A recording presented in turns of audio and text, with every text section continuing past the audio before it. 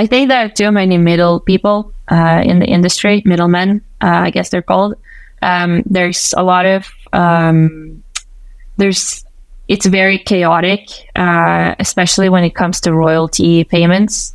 It's extremely hard to understand who owes what and who owns what and how everything is. I love when founders in the music industry does not come from the music industry. Lana and Nexro is one of those. They look at the industry and say, what is wrong? What can we do with our background? How can we contribute?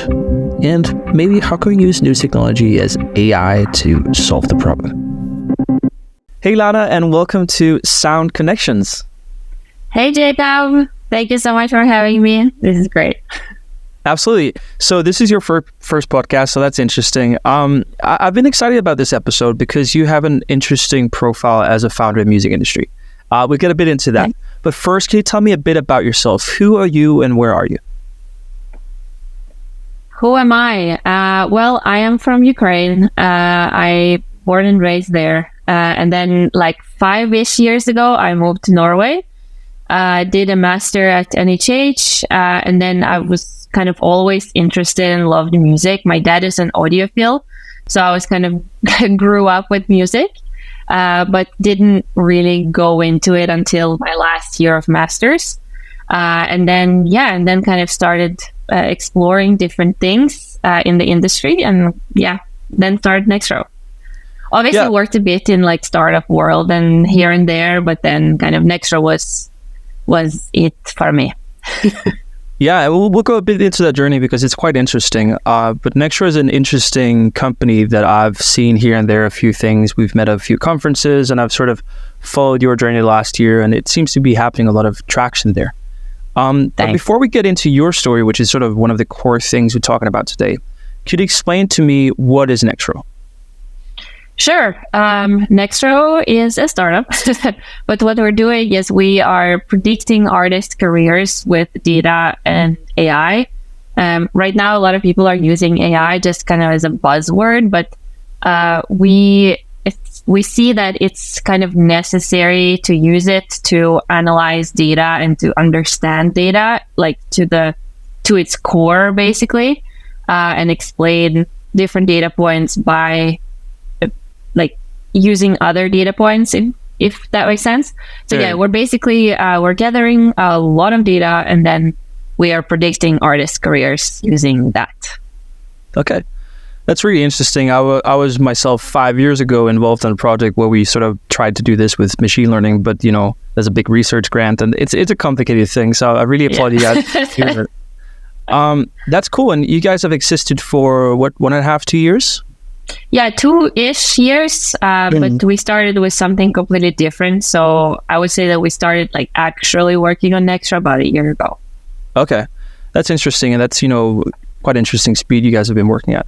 But before we get deeper into Nexro, I'm really curious about you because you're a founder and you said your dad, you was an audiophile, but you didn't really have any background in music, as an artist, as a musician, or as education. Could you just walk me through what did you study and why did you choose to do a startup in music? Very random, actually. So I studied international economics and management as a bachelor in Ukraine. And then I moved to Norway to study economics and finance and all of that. It was technically business development and finance. So I did that at NHH in Bergen.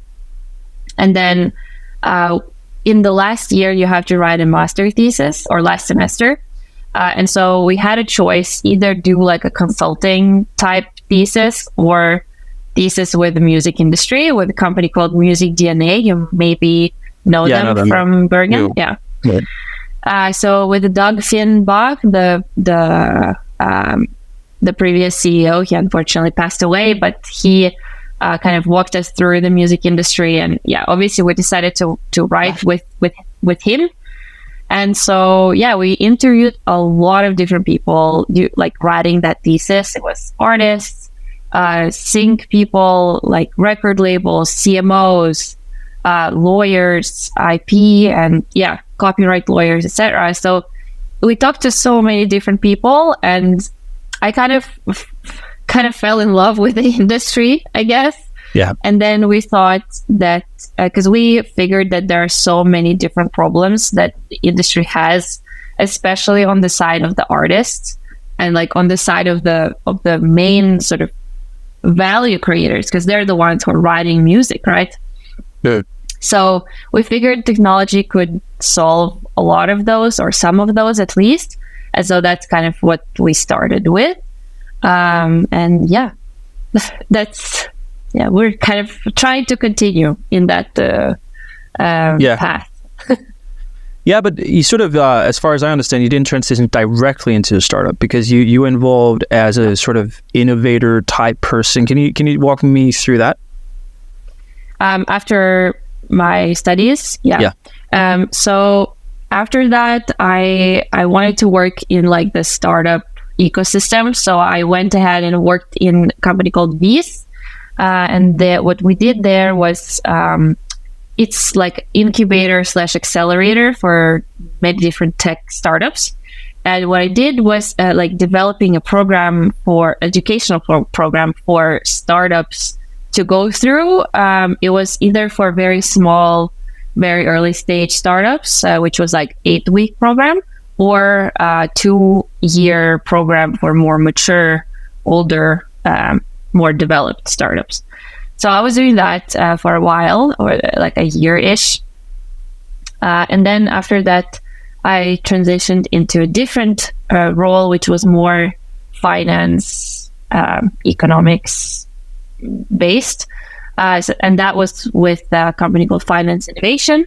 And there I worked with startups, but also with like events and organizing different things in Oslo and in Bergen.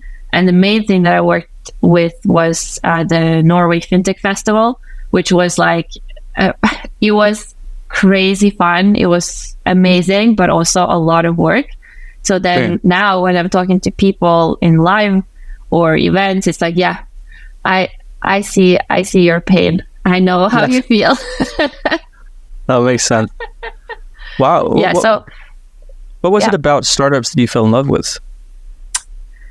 Honestly, I'm not sure because I mean, I never really wanted to work for somebody. Like I always kind of knew that I want to do my own thing. Because like my whole family is doing that, and I was like, yeah, I get it. I don't want to do it like the typical working on for somebody type of job. And then a lot of my friends or a lot of people from NHH, they think that you have to go through this kind of consulting path first, and then you can do whatever you want. And I get that. I understand that you definitely need to get a lot of experience before doing something, but I didn't want to go kind of into consulting because I was very afraid of feeling like a very small speck in a very big machine or whatever. Yeah. So yeah, I kind of wanted to just go in immediately, and that's what I did. Yeah, and then you also said you fell in love with the music industry, and I can resonate with that. But what is in particular you fell in love with? In music?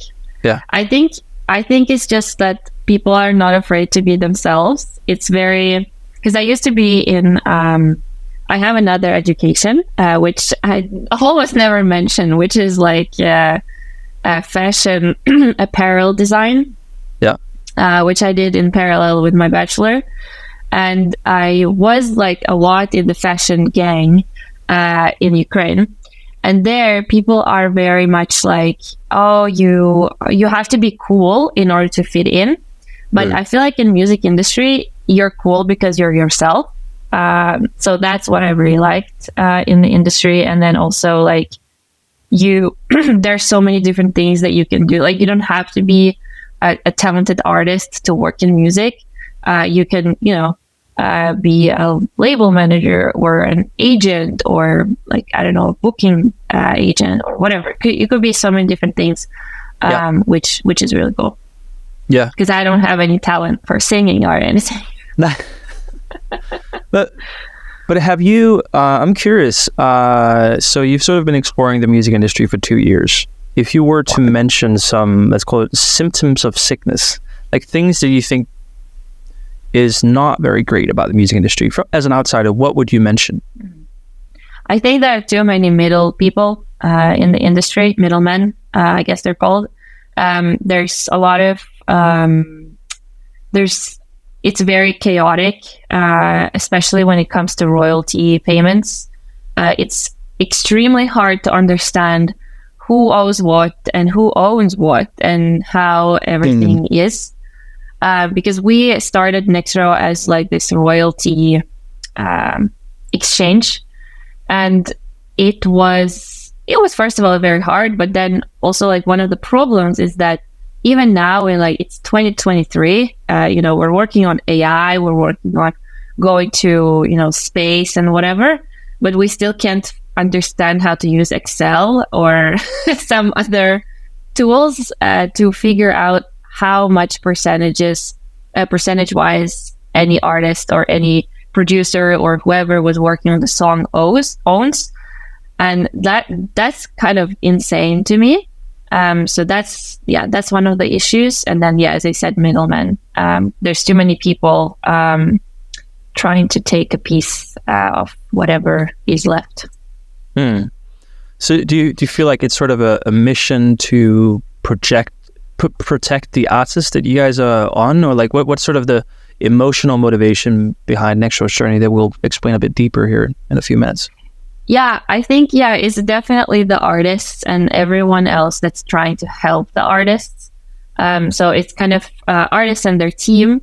So it's the manager, it's the agents, and everyone who's kind of on the side of the artist. We want to help them help each other, I guess.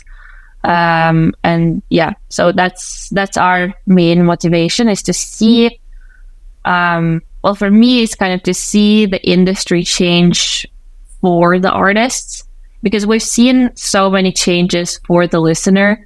Like, there was vinyl, CD, MP3, iTunes, whatever, illegal downloads, Spotify, but then not much has changed on the artist side in the industry. So I think it would be great to see some of those changes. Yeah, I believe that the music industry at large is, sort of the finances economy is going towards independent artists that's sort of standing up for themselves and owning their own rights. Because it's definitely a slow moving industry when it comes to deals, especially on a big major side of what has happened. That's interesting. But you guys, just walk me through, because you started with this royalty exchange approach to Nexro. I guess it was still called Nexro at that point. Yeah. And then you made the transition. What happened there? It was called Music Bird initially. Okay. Which is the worst name I could think about for whatever we were doing, but we thought it was great. Anyway, so we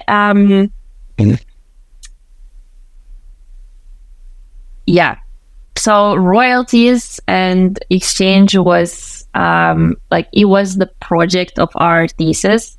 Okay. And we it made sense for us at the time, because blockchain was on the rise. It was obviously supposed to be on the blockchain, and with the Ethereum tokens. But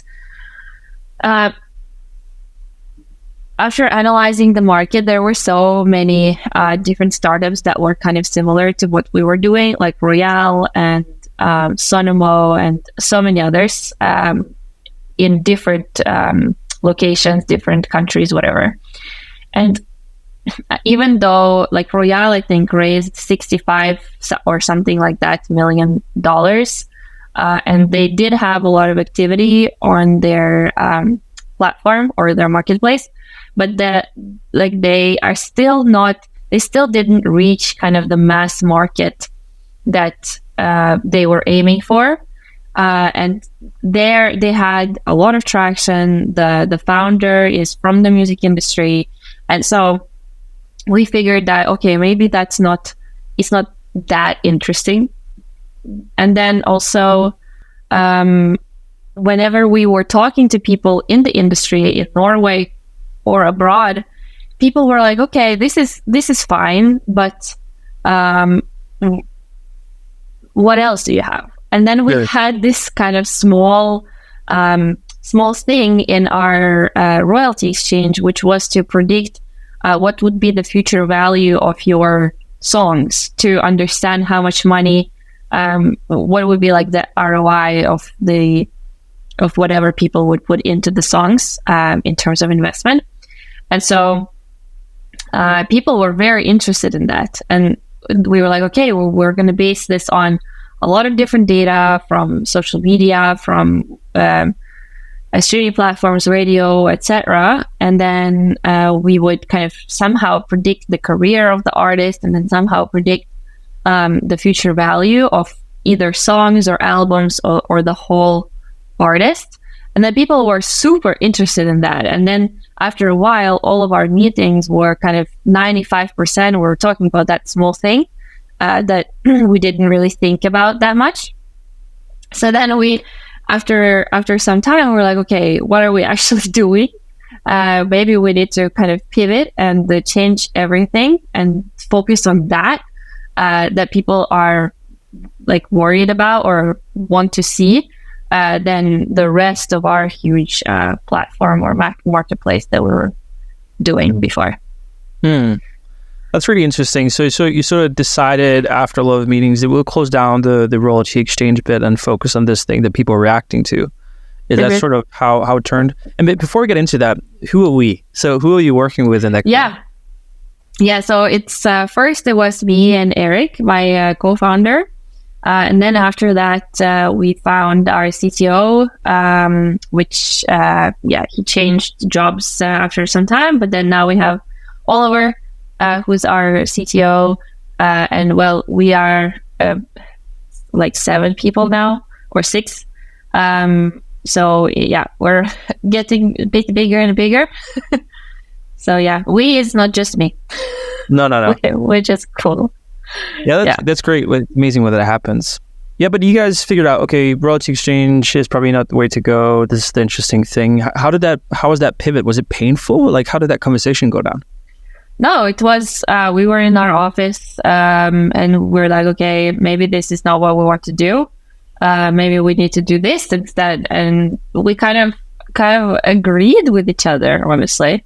It was obvious that the royalty exchange were, even though interesting, but hard to do it right, and hard to make it so that people or fans or others would be actually interested in buying those royalties of artists.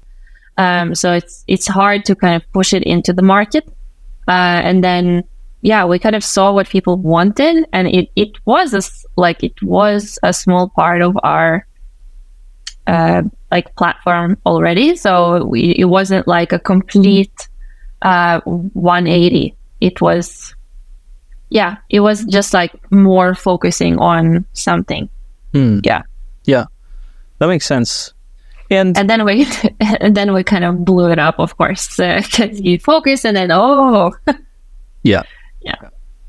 That's cool. And you as a CEO and co-founder of this, not coming from music industry, how's your experience been understanding the industry and also explaining to them what you guys are trying to do? Whenever you do something that people want and need, it's not very hard to explain, I would say.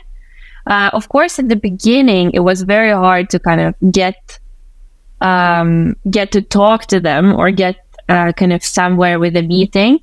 If you're not from the industry, if you don't know anyone. Yeah. But then once we started kind of getting to know people, going to different conferences like we met, or like events or stuff, we kind of got to know a lot of people, and then it was very easy to kind of, hey, we met, blah, blah, blah, let's get a chat or something. Yeah. So it was hard at first, but I guess it's the same in any industry. It's not just, I don't think it's just music that is like that. Could you explain to me specifically what sort of artist would be the ones using your platform? What sort of type of artist would be ready and interested in deep diving into your product?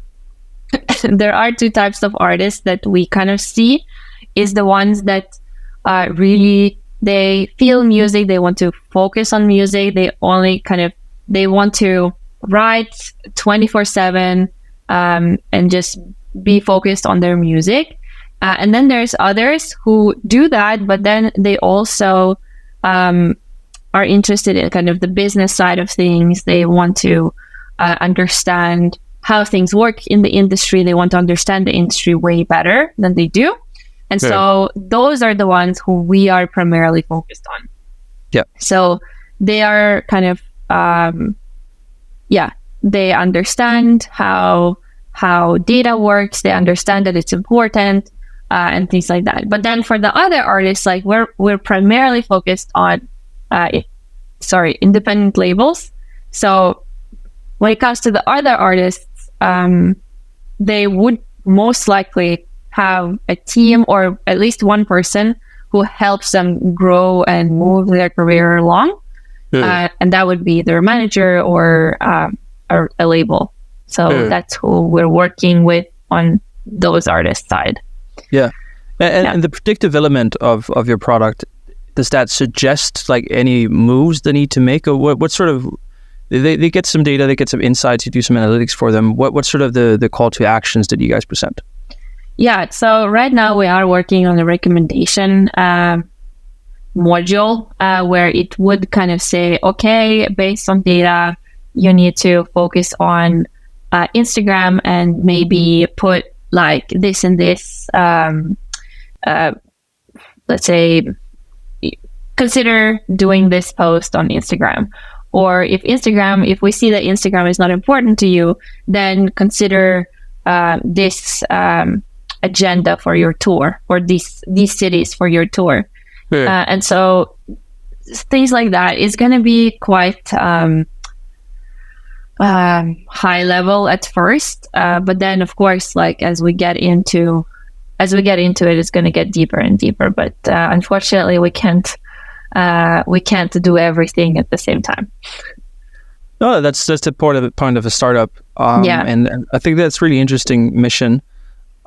You know, getting there, you're someplace now where you've developed a part of the product, and you're still developing. That, of course, requires money and requires funding. So what's sort of your approach been to attracting investors in Nexro? Yeah, we are actually fundraising now, and it has been a process for sure. Like the market now is probably one of the hardest ones in the last years, maybe 10 years or so. So it's been a process, but before being situated in Norway is kind of one of the best places for very early stage startups, because here there are so many opportunities for grants or research grants, or as you said, you got the research grant, we got a research grant, and it's like Opera, you get a computer, and it's like, and it's super nice to be here. So we got a 1 million student grant from Innovation Norway. And then after that, we kind of were using that to hire people and for kind of research and development. And then in February this year, we got into Antler, Nordics cohort. And then we got funding from them in like May or June this year. That's great. And have your approach primarily been like funds and stuff like that, or have you also approached angels, or what sort of been your strategy, or how did you spread out in order to get that money? I think it's both. I have to say, like venture capital or whoever is raising money now, it's very hard to do that with the VCs, and it's I have to say it's also kind of a different. Because I was just in LA, as you know, and it is a different, like it's way faster. Things are more like this there, like so much faster. People make decisions way faster there, but here it's more like, oh, let's think about this, let's think about that. Maybe we can invest next year, maybe not. And it's a little bit more, a little bit slower, but it's still like, I think it's still like there are positives and negatives in that, of course. And one of the positives is that, of course, like they can think as long as they want, obviously, but then also for the startups, it's kind of like you can refine your strategy. You can think about maybe hire some more people, get to a higher level of traction with way less money spent.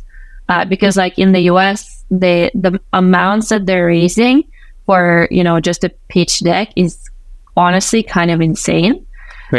So, and like, they're spending left and right. And here is not really a thing, which I think is a good thing, because then here startups are learning to be leaner and spend money on things that actually matter. And not like parties or, Yeah. Yeah. No, and I think that's a lot of good points. You said, you come from an economics background in education. You say, it's the hardest market, probably 10 years to be a startup. Could you elaborate a bit more and your practical experience with that? Yeah. Well, from what I know from my friends and from everyone who were raising before, it was way easier. Like it could take some time to raise, like a year, 2 years ago. But investors weren't so... they weren't looking so much into detail in what is it exactly that you have. They were looking at the team, of course, looking at your overall strategy and overall things, but not so much kind of nitty-gritty details of everything that you have. But now, since they are a bit more risk averse, they do want to make sure that what you have is perfect. So they want to kind of, turn every page and see everything that you have, which is fine, but it just takes way longer to do all of that. Yeah, makes sense. Yeah, that's worrisome also for an industry in the music industry that's already hard to raise capital. That's one of the things. We run a venture studio, and we're also raising money for different startups with us, and also including our own money. And I'm definitely also experiencing a lot of more reluctance putting money behind your words, which is interesting. There's a lot of investors that I've had several talks with that should have invested money, like in an ordinary situation, but just because of liquidity is tied up somewhere else, and they don't want to sell anything on their holdings right now because times are bad, it is difficult. But although I have to say now, from what I've heard is because they haven't been investing like 6, 7, 8, 9 months now, as the year is getting to an end, they have to, because their LPs or the people who are actually giving them the money, the LPs are unhappy because they haven't been doing anything. So so they kind of have to invest something. So there's some hope. That's good. Great to hear. Cool. And sort of, have you had a lot of problems with investors understanding the problems of the music industry and how you're solving it? Yes, for sure. But that's mainly on us, because it took us a very long time to put a problem in the easiest way possible, because we started explaining the problem that we're solving, which is that the music industry professionals are not using data, which is very obvious problem. But we started explaining it from okay, here is the record label. In the record label, you have this and this people. Here is an artist. They are doing this and that. And that took like half of the pitch. And that was too hard. It was impossible to follow. And it was terrible. So it took us a while to kind of get to the easiest problem statement ever, like out there. And so now I feel like it's way easier. It's just like they get it immediately, which is where you want to be as a startup. Yeah. Yeah, and I also have experience with where I really need to make things that simple. But you probably do. A lot of these people, you don't have a lot of time with them. So, get to the point. It takes some time, and really refining your pitch and sort of why you're doing stuff also takes a lot of time. But it's also about like, because what I understood from many different meetings with them is that you don't want them to feel stupid, because if like you want them to learn something after your meeting, but you don't want them to feel stupid as if they can't understand something. So that's kind of that was interesting to learn. That's great. Yeah. I have some practical questions, and maybe you're not able to answer them because you're not the CTO. But you guys are basing a lot of your activity around AI. So how practically have you gone about creating that AI-centric product? What's your like? How did we create AI? Or So what did you do? Like how did you build it? How did you approach building out this model you have? Yeah. I think I could answer this question. So we, the first AI engineer was the one kind of making the decisions. So he found this model that we could use that is primarily used in finance.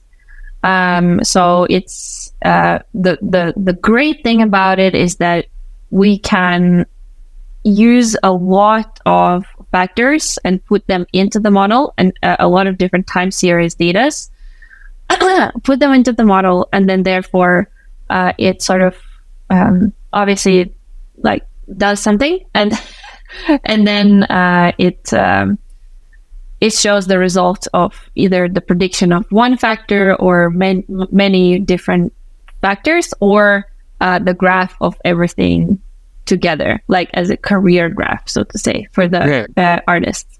So that's kind of how we went about it. And then we are using this algorithm, but then we changed it completely so that it would fit our industry, but also our factors or the data that we're using.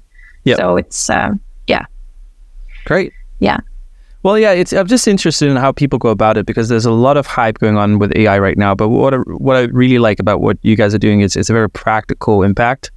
About we kind of use this tool in order to do something very practical and solve a problem. So what is the future of Nexro? Where are you guys heading? Where are we heading? Well, we want to make sure that our technology works for artists. For all artists out there. Right now on the platform, like the platform is not live yet, but obviously we have access to it. But so on the platform, you can see all of the artists that have been online at some point. So you can it's kind of automated for almost everyone. But the prediction is not perfect yet. So that's kind of what we're focusing on right now. So we're, building out the prediction, building out the model to make it more fit many different kind of sizes, locations, whatever of the artist. And then, of course, is the recommendations that we talked about, which we started, but it has to, there's kind of a long process there. And then, so that's, so we're focusing on artists and independent labels right now, but then we also have had conversations with Sony and Universal, which is very exciting, but it's also it will take some time for us to get to the point where both either of them or both of them would be, using Nexro. So yeah, but after that, like, we don't really want to stop on music, because we know that our algorithm could be used in any other kind of creative industries, or whenever you create content and you need to analyze your, audience data, whatever. And so we can use it on podcasts, we can use it on social media like Instagram influencers or whatever. So it could be used in entertainment industry, which is where we think we'll go. But first we have to focus on music. Yeah. Well, that's interesting. Cool. And all the co-founders, like, are they excited about the journey, or is it like, what's sort of the internal dynamics of the team, going on right now? Yeah, I mean, everyone is excited for sure. It is like, we are excited, of course, but we have been at it for like a year-ish, as I said. So it's excited but realistic. So we know that it will take time to get to the point where we're very happy with what we see.